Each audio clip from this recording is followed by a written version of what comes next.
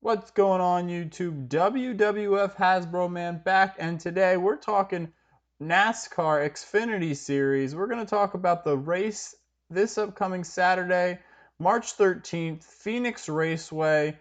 I'm seeing conflicting start times. DraftKings is locking at 5:39 p.m. right now. This NASCAR website shows the race starts at 6:30, but for DFS purposes, we're gonna go with a 5:39 start time. But before we get started, please give the video a thumbs up if you enjoy. Be sure to subscribe to the channel for more weekly NASCAR DFS content. All right, I just want to review real quick last week's race. 3 picks I gave out. Noah Gragson, he was pretty chalky play, but he had a pretty good return. 5th place finish, 68 fantasy points. On the video, we also talked about Brandon Brown. Really good return there. Wasn't too high owned either, which really surprised me at 57%. Finished 11th, 46 fantasy points was great. And then Jesse Little as well. We talked about on the video, and just didn't give us the finish that we really would have hoped. 22 points isn't terrible at only a $5,000 salary. He was actually doing decent most of the race, and then just some trouble there at the end. But back at it again this week. All right, before we get started with the picks, I just want to go over a little bit about the track. So over here on the right side, I have the last 5 races at Phoenix. So you got to keep in mind that there's going to be 2 cautions automatically built in for the end of stage 1, end of stage 2, sometimes even a competition caution. So we're averaging about 5.8 cautions, take the 2 out, probably about 4 cautions due to wrecks, incidents, accidents. So not too many cautions here. And then you're going to see lead laps for the last 5 races, driver that led the most, second and third most. So the average comes out to about 90 laps. And this is a 200 lap race, keep in mind. So the person that leads the most is going to lead about 90, second most about 70, and third most about 25. So you're looking at about two solid running dominators. It would be nice to try to get into your lineups. Now, looking at it, you're going to have your stage break after 45, 90, and then the conclusion of the race after 200, and there is 140 bonus points up for grabs. All right, and let's get started with these driver picks. So, first driver we're going to look at is Austin Cindric, starting third. Austin Cindric won this race last time in the fall. He led 72 laps here, was the most dominant car. In his last 5 starts, he's finished 8th place or better every start at this track. His team has they just have a strong history of these flat tracks, not just in Xfinity, but as in Cup as well. Austin Cindric is the favorite, the Vegas favorite to win this race. Starting up front third, really has a great chance to get up front early, take advantage of those dominator points. I do like Austin Cindric over Justin Allgaier. I did want to highlight, that Justin Allgaier is probably going to be the more chalky of the higher priced drivers. But personally, this year, I just haven't seen much from Justin Allgaier. And when you look at Austin Cindric's finishes, I mean, 4th last weekend, 6th, 2nd, and a 1st. So he hasn't finished worse than 6th yet this year. Justin Allgaier, his best finish this year was 14th, 39th, 26th, 28th. Just haven't seen it from Allgaier.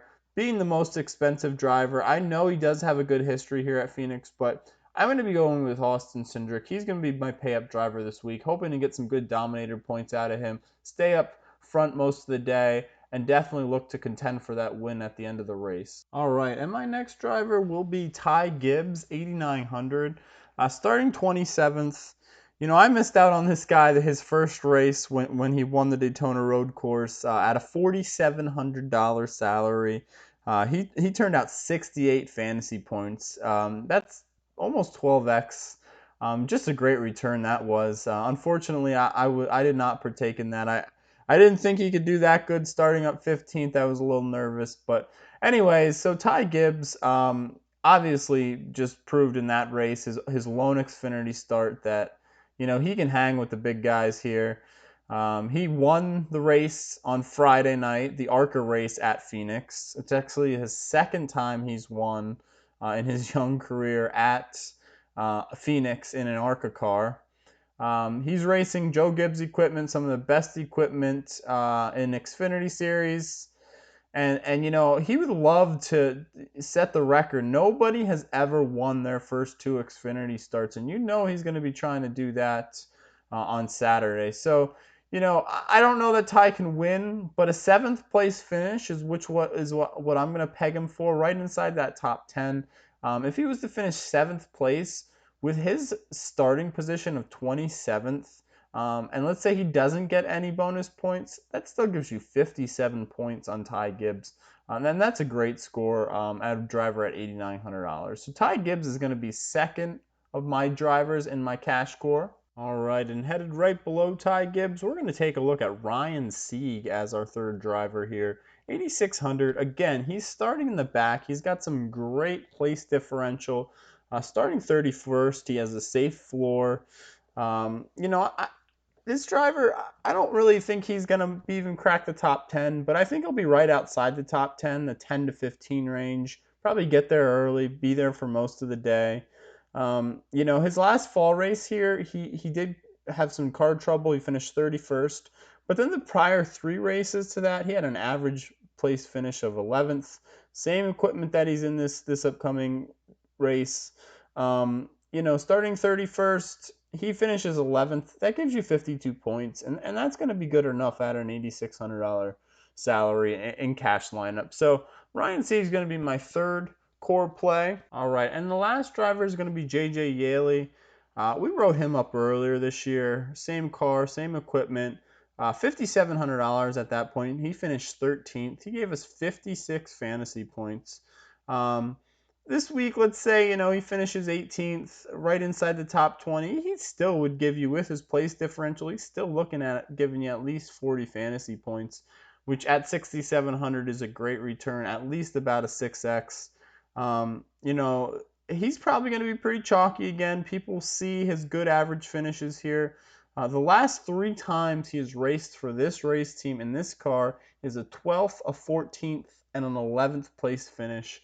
It's just strong finishes overall. J.J. Yeley, he's a great driver. I just don't think he gets recognition. He's in some of these, cheaper race teams that don't have as much money as some of the bigger ones. But I think J.J. Yeley here at 6,700 is a great pick. So he's going to be my fourth and final pick in the core four. And then I just want to kind of touch on roster construction as well. All right, and then roster construction, going with the core four. If you put in Austin Cindric, Gibbs, Sieg, Yeley, you're left with a little under 15,000 a driver, and it does kind of get tough here. But I do like Brett Moffitt as well, starting 20th. He's been good this year. He's been running right around top 10 all year. He has history at this track, not just in Xfinity last year, but many years in truck, and he's also running in Cup as well. That would give you 6,200 left. You can look down here, the Jade Buford, Bailey Curry, Loris.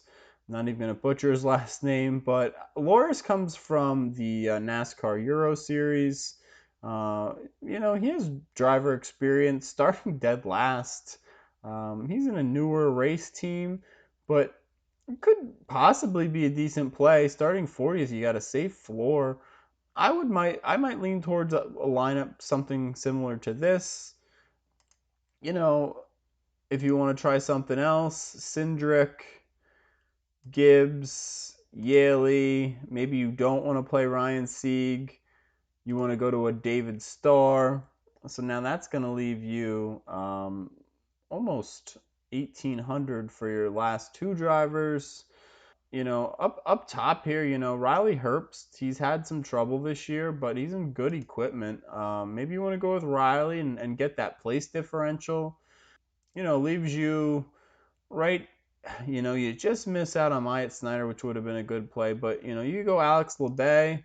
It's gonna leave 600 on the board, but I mean, Riley Herbst in 30th, Gibbs in 27th, 36th for LeBay, 33rd for J.J. Yeley, 37th for David Starr. I mean, those are some great place differential plays right there. And then if you couple your place differential plays and you hit your dominator and Austin Cindric, you're looking at a really strong lineup right here. But that's going to be it for the video, guys. Please, if you liked it, give it a thumbs up. You know, your support means a lot to me. Any questions, comments, feel free to leave them below. And make sure you subscribe to the channel for more weekly NASCAR DFS content.